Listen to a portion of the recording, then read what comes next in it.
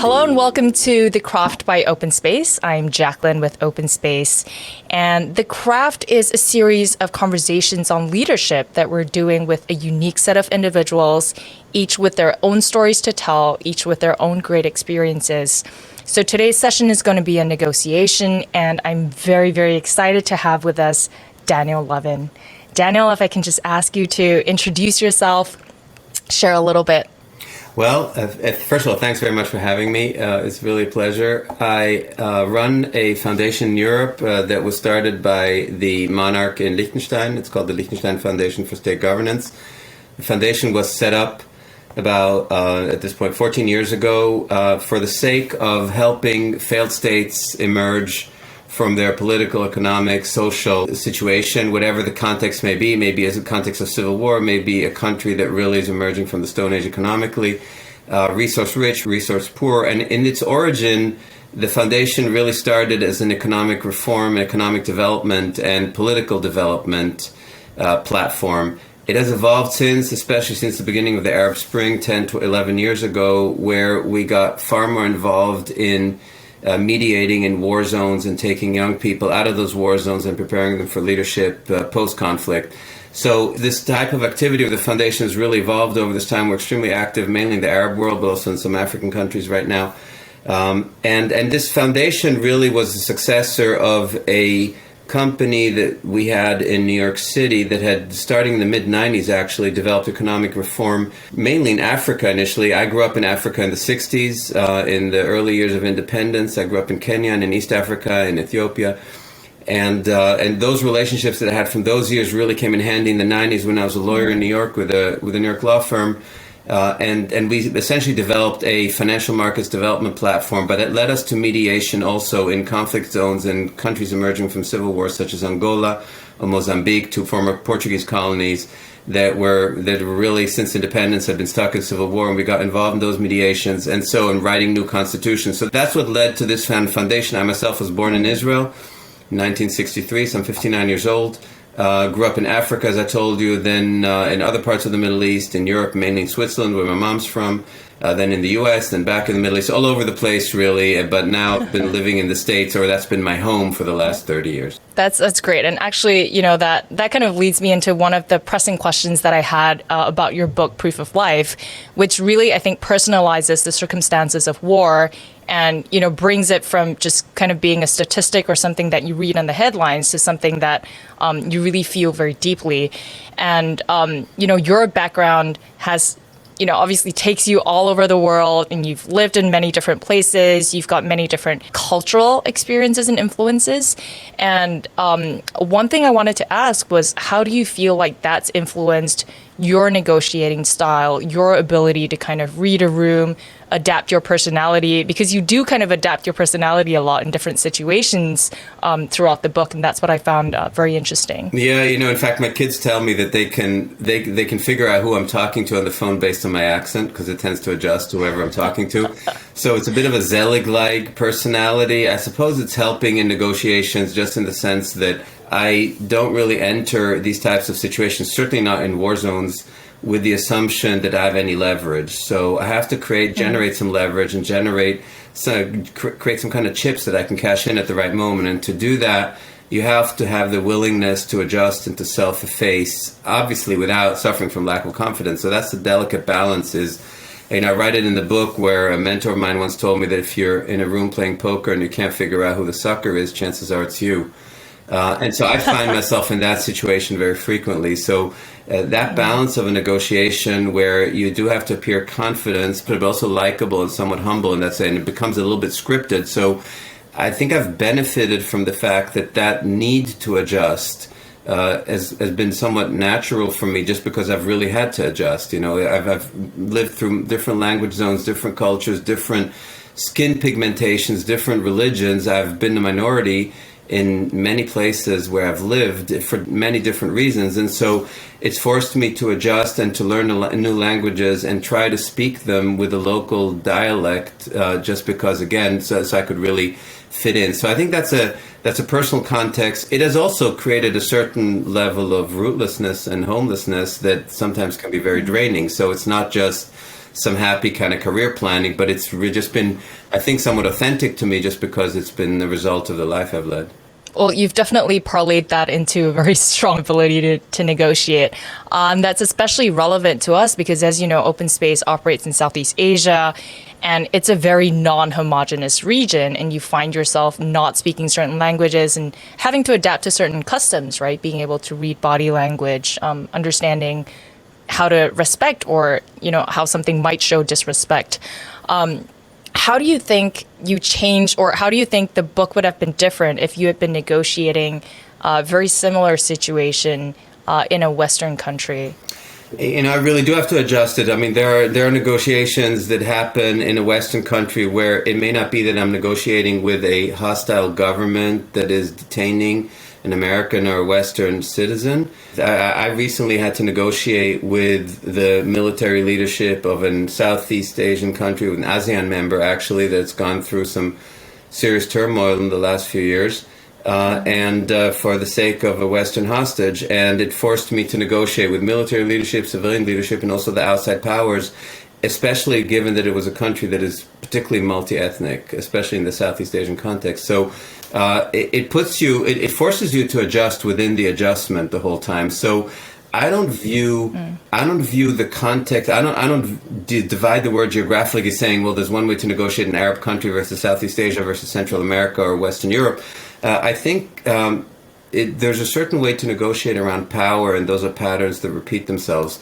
There are nuances, and they depend more on the context of the negotiation. So if you're negotiating with a terrorist group or with a criminal gang that has only financial interest, let's say in a ransom negotiation, is going to be very different than dealing with a hostile government where you have to constantly make the person you're negotiating feel important and empowered and respected in the process. So there are nuances to the context, but to me, they're less geographic. There are, of course, cultural differences and things that you need to take into account, and you're always wise to adjust to the culture. And, you're not going to show the sole of your foot if you're negotiating with a Muslim leader in an Arab country, and you might show different forms of respect. They may translate even into how you break bread and have meals with a person, different, again, norms and behavioral norms. And I think the ability to adjust and adapt is something that's generally appreciated. But to me, I make the distinctions more about the context of the negotiation. Is it a money negotiation? Is it a nuclear proliferation negotiation? Is it track 1 or track 2 or track 3,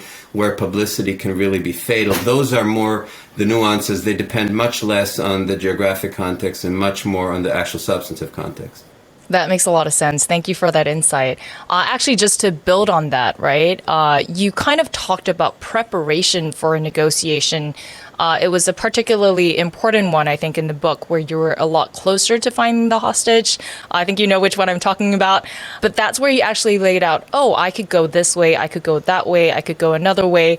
But you ended up kind of using a different method altogether at the end of it. And I was wondering, do you have any advice for how people should prepare going into negotiations? I think the first piece of advice, and I'm saying this with all humility because I may be really actually in no position to give advice, because there are many moments I kind of make it up on the fly as I go along. But the most important part of negotiation is to not treat the strategy without taking the counterpart into account. And it may sound obvious, but it's probably the biggest mistake that's generally made. So people, especially jaded people, and often diplomats who have been in this for many decades, they tend to believe that they have a certain character and a certain style, and it goes, whether it's the way they dress, or whether they like to have gin and tonics after dark or not have gin and tonics after dark, to the way they communicate, and whether they arrive late or whether they arrive early. They don't really adjust to the person that they're talking to. And that makes a very stale and a very unsuccessful or ineffective type of negotiation, ultimately. Now, in a very scripted track 1 kind of statement to statement kind of thing, or diplomat to diplomat, may not matter, because there's not really a lot that's being negotiated in that moment. It's really more performative. But in a really substantive negotiation, whether you're negotiating a transaction or an investment, or whether you're negotiating something complicated, or a hostage negotiation, you have to take into account who you're talking to. A hostage negotiation with a leader of a terrorist cell is going to be very different than it is with a minister of defense or president in a military autocratic government, and that's going to be completely different than a diplomatic negotiation. So it's really about an adjustment, not only to the context, but also to the personality that you're talking to. The hardest thing to do is to negotiate with a person who's insecure.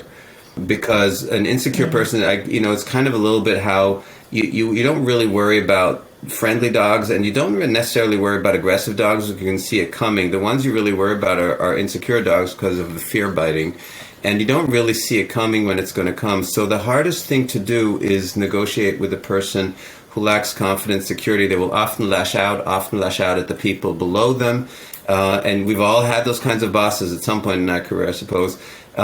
And there, the key part of a negotiation is making a person feel comfortable. That you feel like a negotiation is a little bit like playing catch. Like it's something. The best thing you can do is establish a relationship where, like, you're throwing a ball to another person, you're playing catch. But that requires a few rounds. Building that trust. If you don't have a pre-existing relationship, it takes a long time. Sometimes it requires some self-deprecating humor. Sometimes it's putting a person at ease. Sometimes if a person stumbles and makes a mistake, let's say a grammatical mistake in what they say, that you make the same mistake yourself to sort of immediately put them at ease, that they're not embarrassed in that moment. So it's building that kind of confidence, not overconfidence, but confidence in the other side where that insecurity goes away. So the common denominator, in answer to your question, is that you absolutely have to take into account who it is that you're talking to. And it's not just, are they violent, not violent, are they aggressive, are they pleasant, are they funny, do they lack sense of humor? Those are character traits, but it's really the constellation situation. Are you talking to a decision maker? And that's as true for a business context as it is for, right, if you're negotiating a business deal, you got the lawyers among themselves negotiate very, very differently than the principal to principal, right? And it gets very complicated when advisors negotiate with principals on the other side and vice versa. So it's really understanding the position of that person, the mandate of that person, the authority in addition to the actual personality. And without calibrating it on the other side, and that shouldn't be very surprising. It's like any relationship, whether it's a marriage or a friendship or a workspace relationship, you have to take into account who you're dealing with. You can't just be yourself, which is kind of that weird advice that people are given. I don't know that the advice to be yourself is particularly helpful advice when you're negotiating. Yeah, I totally get what you're saying. And actually, I wanted to bring this back to something you said a little bit earlier. And you said that when you're, kind of forming that trust or bringing your personality in, making the other person feel comfortable, that's part of getting chips or building up chips that you can cash. And you talk about this a couple of times in the book. I wanted to learn a little bit more about that. How does one go about collecting chips and cashing them? How do we, get people to cash them for us, right? You also mentioned that Khalid asked for a favor, but it was, in a way that Khalid asked for a favor, but he managed to cash somebody else's chips to do it. I found that super interesting. I would love to have a whole bunch of chips that I can cash. How would someone go about doing that, amassing that pool of chips and knowing when to cash them? Yeah, so there are a number of rules that apply here that are really important. One is that when you're in a negotiation, again, whether it's a hostile war zone kind of context or a business context, you can't generate chips on the fly. And what I mean with chips is kind of being owed something, having something of value, an asset that you can use in return for something else. First of all, you can't just generate it. So in other words, if I'm flying into Beirut for a hostage negotiation, I can't just show up and say, listen, guys, hey, here I am, this beautiful American with these gorgeous blue eyes. You all should fall in love with me and give me what I want. It doesn't work that way. You have to figure out, you have to have something that someone needs. And unless you have years of pre-existing relationships, right, where you have this kind of web, this spider web of favors and counter favors, it's very hard to generate it on the fly. So that means that you have to generate these chips either in advance, or you have to have relationships where it's like a three-party deal, like in sports, how sports teams sometimes do three-party trades, where the two sports teams can't really find something of value. They have to bring in a third team so that the trade actually makes sense, right? Two teams can't match up their value and scale it up the same way, but when you bring another side in, suddenly the scales do even out. So very often, to give you an example from a hostage negotiation, I find myself, let's say, in a place in Syria negotiating opposite an Islamist terrorist group, and the leader of that group, I have nothing that he needs. Nothing. I can't pay him because I can't pay ransom. There's nothing I can offer him. But it turns out that his mother, and this is an actual case I'm telling you, his mother needs has breast cancer and needs treatment, and she can't get it. She can't get in the country. She can't leave the country. And so if you can arrange for medical treatment for a parent, for example, that's the kind of chip. You're suddenly collecting a chip there, right? It's a valuable chip. I need, though, then to convince the doctor in Cyprus or in Germany or in Beirut to treat this person, right? So then I need to do a favor for that person. It suddenly becomes a completely incidental aspect. So that's how you're collecting chips. The best chips are the ones that are collected in advance, because when the trauma starts of the negotiation, every negotiation has an element of trauma. Again, whether you're in a war or whether you're in a business context, when it starts, it's really hard to adjust on the fly. So I kind of liken it to a surgeon who, when someone goes in for a surgery, you don't wait until the blood pressure drops to put the infusion. You put in an infusion prior to the surgery, because after the surgery starts, blood pressure collapses and you can't find a vein. So those infusions that you're putting in, you really have to plan them in advance. And so again, the relationships that you're going to need, and the favors and counter favors, the so-called chips, the assets and the leverage, have to have been established in advance, which also means you have to know your limitations. So there are times we get asked, whether it's in hostage situation, war zones, we got asked for some things in the Ukraine, we had to decline because I didn't have that kind of a network that would have been of value in that context, irrespective now of what the context there was specifically, where I couldn't generate that on the fly. So sometimes it's a matter also of knowing your own limitations and being honest about that and being able to say, no, I really can't do that. No, that's very interesting, because I think when a lot of people think about negotiations, they think about the negotiation itself as, that session, as opposed to having these sort of, networks and pre-existing chips that you can then use to make that easier. One thing I found fascinating, and just to follow up on that, is how do you then prioritize your time in terms of determining which connections to make, right? Because, you've got a really wide network of connections. You've got people in politics, people in business, people who, operate, on the other side, maybe even someone who operates a hospital somewhere. And so is that something that you do strategically? Do you have an Excel sheet of, this is where I might have a gap in connections, and these are the people I have to meet? Or has it happened quite naturally for you over time? I'll tell you, I'll give you the most honest answer I can. The times where I've tried to map it out and think it through and prioritize by whatever criteria, target value, likelihood of ever needing that relationship, whatever rational reasons you want to use to prioritize, whenever I've done that, I've failed.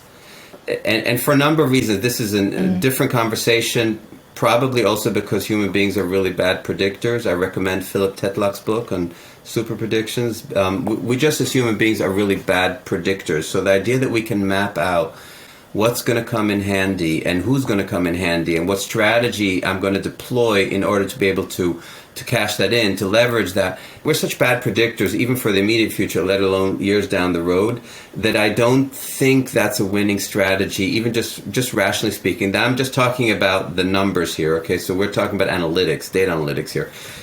For me, what has really helped is something that I call authentic curiosity, right? In other words, the relationships that have really worked out have not been the ones that I was absolutely sure that's going to come in handy one day, with very, very few exceptions, very few. The ones that ultimately became valuable were the ones that just developed naturally because I was interested in a person, or a person was interested in me, or I liked a person, or I enjoyed someone's company, and that may have led to something else. And so it requires time. And, I was definitely more driven and a little bit more high-strung in my 30s, where I felt like I had to really budget my time, and time was a valuable asset, and I couldn't just waste it on other things. And you start to realize that the only relationships, first of all, that are enjoyable, and it should at some point also have a certain degree of enjoyment. No matter how Puritan we want to look at our commitment to our work and everything else, there's certain pleasure and happiness that should come from, and fulfillment from what we're doing. And those followed from relationships that I enjoyed, conversations I ended up enjoying and having fun with, and people that you have a conversation, you and I talk now and say, well, it'd be really nice to have dinner and meet in person one day, because beyond my book or any other context, I'd like to learn more about that person. And then it flows naturally, but it has to be authentic. If it's scripted, and everyone has been in those situations where someone's sort of a little saccharine, a little phony about how they express interest in you, and it's gritted teeth, and it's not really genuine and authentic, and it's very, very tense. those relationships don't really lead anywhere. We can map that out as much as we want. It's really the authentic ones that lead well. And yeah, you have to be smart about it and somewhat judicious, and also cut your losses when you make a mistake, which happens. We misjudge people, people misjudge us. That's just how it goes. But to me, the easygoing relationships and the ones that, even with Khalid, I met Khalid by pure chance. Decades ago, we were in Qatar together at the same time in the Four Seasons, waiting to be picked up for a meeting, completely separate. We didn't know anything about each other. We happened to be sitting in the lounge at the adjacent tables, and we, by pure chance, were reading the same book while we were waiting. And we were both, and the people who were supposed to pick us up to completely different meetings were both keeping us waiting. And they were both late, like an hour late. So we ended up striking up a conversation. And he became not only one of my best friends, but someone I consider a mentor. I never thought that through. I didn't know anything about him. I later found out, how much influence he has in the region. But I just enjoyed that conversation. I think the same was true. He never thought, oh, how will this person come in handy for me one day? And it led to a really wonderful, powerful relationship. And I can tell you, Khalid saved lives. I mean, there are 8 Americans, including journalists from the top newspapers in America, who are alive today thanks exclusively to him. That's a result of just having a conversation with a person you find interesting because you found out that you're reading the same book. And those are the ones that evolved naturally and authentically and really proved to be the most valuable. That's great advice. And so actually, one of the things that I was super impressed with in the book is your ability to strike up a conversation with almost anybody. It can be about sports, it can be about business, it can just be shooting the breeze, but you somehow manage to get people to invite you to join them for meals. And I just, what advice do you have for some of us which who may not be as socially what's the word, sophisticated or competent, because we're reading books and we're attending negotiation classes. And what I'm really learning here is it's about you. And it's about your ability to form these relationships. And so, maybe some words of encouragement for people who who understand that this might take a long time, but do want to learn how to be a likable person that people really do want to connect with. Look, I it's very kind of you to say that. I don't really see it that way. I think that there are some people where they have an easy rapport, and there are others who don't care for me, or I may not care for them, and it's a little awkward from the beginning. It takes some courage to just walk away from it. It's okay not to be everyone's best friend, not to be liked by everyone else. So I think I'm, in French you say, on est bien dans sa peau. We're comfortable within our skin, essentially. I think there's a certain contentment with who we are and who we aren't, and that's really okay. We can't be everything to everybody, and so I don't make a distinction between myself or anybody else. I can find great interest in striking up a conversation with a cab driver somewhere or with a head of state. And I often find the cab driver or the gatekeeper more interesting than the head of state. But it really flows, and it's really finding it's like a musical issue. You find a vibration that you share with the person. Everyone, at some point, you want to vibrate on the same wavelength. And if you find that moment, it can be fleeting and it can be very short, but there's a certain value in it, and you sort of remember it with a certain amount of melancholy or warmth. And the more you can have that, but that has to be authentic, and the more you can have that, the more valuable it is. I think everyone has that ability. I'm not a huge believer in self-help books, self-help guidance, kind of advice that you'd give. It's kind of what I said earlier. Advice, be yourself or be authentic. It's really hard to say that to a person. Everyone has to find their own path. Some people do it through sense of humor. Some have charisma, others don't. Others do it with a more cerebral approach. It doesn't really matter. The most important thing is to find a comfort zone and be comfortable in that moment and authentic in that moment, and then good things flow. I really genuinely believe that, but that goes even deeper. So if you want to put it in a professional context, it's about figuring out where we really have talent. What kind of context do we have talent? This conversation I have with my kids, they're both graduating. My daughter finished university, my son has another year left. We have a lot of career conversations with the kids, and what you really want to do is guide them towards something that they feel. It's not just about being happy. Just if someone likes to paint in the evenings doesn't mean that can be a career. but something where you feel a certain fulfillment and contentment with that, and then the relationships flow from that. So I don't view myself as a person who has advice to dispense on how to interact with other people, how to be charismatic or not charismatic. I can have a great rapport with one person, and it can be an absolute flatliner with someone else. It just doesn't really connect for whatever reason, and that's really okay. Is to be comfortable with that, but choose context, choose careers, put yourself in situations where you do feel a certain kind of comfort, and when you sense a vibration that you can connect to, just run with that. I know that sounds like sloppy, kind of imprecise advice rather than some great cerebral kind of analysis, but it's the best I can do because my life has been really random. I didn't set out with anything like that. I have this conversation with Danny Kahneman, the Nobel Prize winner, the behavioral psychologist who wrote this, this stupendous book, Thinking Fast and Slow, and now he just came out with a new book, Noise, that he co-wrote with two other authors. And he's someone with these unbelievable insights. Just for me, it's like having dessert listening to him talk. It's such a pleasure. And yet he has his own personality, his own flaws, can make his own mistakes. And that's okay too. So it's really just accepting our own shortcomings that way, and then having it flow naturally is probably the best advice to give. It's really quite all right. No one's perfect. I'm certainly far from that. Also in a negotiation context, I've been played many times. I've failed many times, and that's something we just need to accept. No, I think that's a great answer, and actually more encouraging than you think, because what it says is, there isn't a silver bullet. No matter how many classes you take, you're not going to win at every negotiation. So just sort of relax, right? And don't stress about it. Just be authentic. Like you said, authentic curiosity, I think, is kind of the name of the game. And I know we're coming up against time. I would love to ask you one final question. Well, it's actually two questions, but one is, you've written this entire book, and it was a profound journey. It was a lot of work for you, a lot of emotions, a lot of mileage, and all this for someone who didn't pay you. So what I want to know is sort of, why did you do it? And as a follow-on to that, also, what lessons do you think you learned from it through that process? So the payment question is really loaded, and it would take a lot of time to answer it precisely. I'll do it as fast as I can. First of all, in a hostage negotiation, you really have to remove money from the equation, or they usually don't go well, unless you're just willing to walk around with suitcases full of cash and just pay ransom and dish it out left and right. It's not going to work. I have a moral issue with ransom payments. I believe whenever ransom is paid, you just guarantee the next 5 hostages.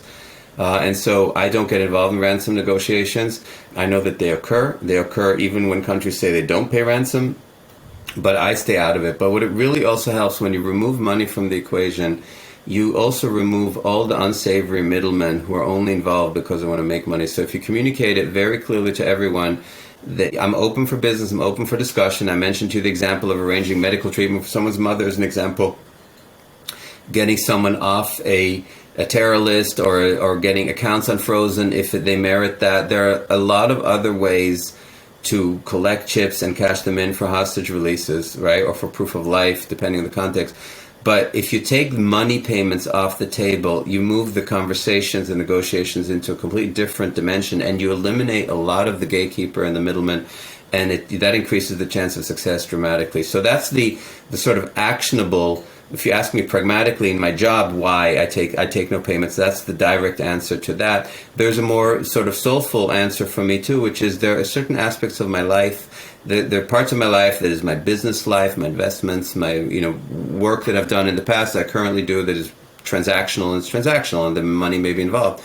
But then you have to reserve a part of your life where money just doesn't play a role. And that's not because I think money just corrupts anything, but there's something about it, reserving a part of your life where relationships are not that transactional. They're not monetized the whole time, and you don't calculate a person's value in your life in a monetary way, just like you wouldn't want to do that with your friends or your family or people you care about the most. It's nice to reserve that, and to put that in, to have this part of my activity in that context is something very soothing and welcoming to me. That's, I think, the more deeper, the more deep, honest answer to your question. You have to repeat your second question, please, because I don't want to misanswer it. It was about the journey, but if you don't mind repeating it. Yeah, no, the second question was, through that process that you described, was there anything you felt you learned? The only good answer I can give you to that question that I think is deeply honest is that I keep getting a stronger sense of what we say there, but by the grace of God go I. That ultimately I could be that hostage, I could be that little girl that gets taken from her village in Syria and sold into sex slavery at the age as a teenager. I could be that person. I just happen not to be born into that life. And so rather than attribute our success in life to some brilliant brain or great strategy or fantastic education or whatever else we think we deserve, just to have a certain sense that we got really lucky. And the fact that you and I are sitting here having these conversations, no doubt we've worked and all that, but there is an element of just really just having won in the lottery of life in some form or other that allows us to have the life that we have. And I can speak just for myself that these types of experiences for me have just compounded that sense it's important. It moves me down a few pegs too. Whenever I get really full of myself and think that I was brilliant in whatever I did, just to remind myself that really, mostly, I just got really lucky. Well, thank you for that, kind of courage and humility in saying that. And, I think we're about at time, so I do have to wrap up. But this was an incredible conversation. I've learned so much. And if you're ever in Singapore, you know where to come have dinner. My pleasure. Thank you. I will. Thank you, Dan. Thanks a lot.